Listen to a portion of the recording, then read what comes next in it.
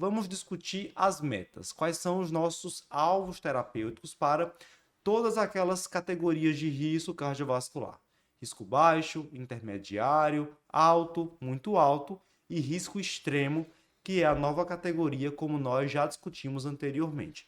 Luciano, quais são então as metas para essas 5 categorias de risco cardiovascular? Então, a gente tem duas novidades aí nessas metas, né? Para as duas pontas, né? Tem novidade nas pontas. Estamos no jogo de futebol, mas estamos por aí. O baixo risco, que antes era 130, agora é 115, né? Então, teve essa redução da meta de LDL para aquele paciente classificado como baixo risco. Então, ficou 115 como meta.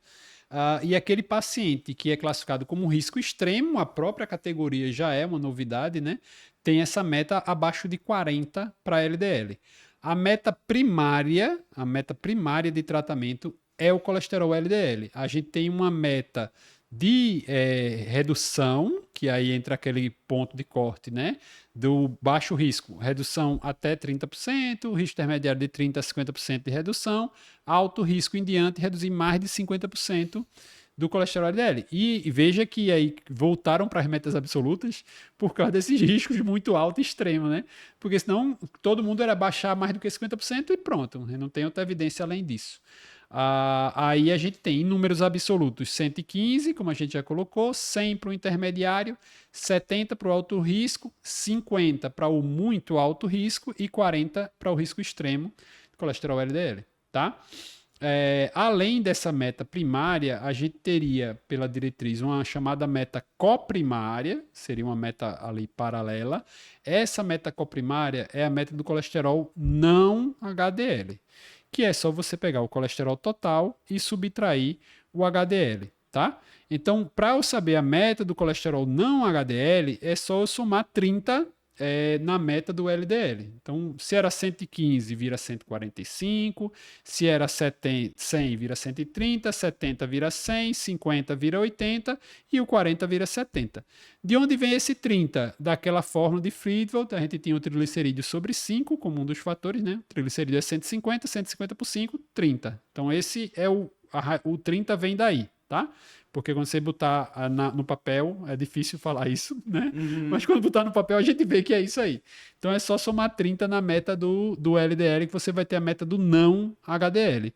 E ainda vai ter uma meta de ApoB. Essa é bem polêmica, né? Porque assim, a gente não tem tanto estudo que mostre que aquela meta, você baixar para aquele nível, vai ter realmente um impacto.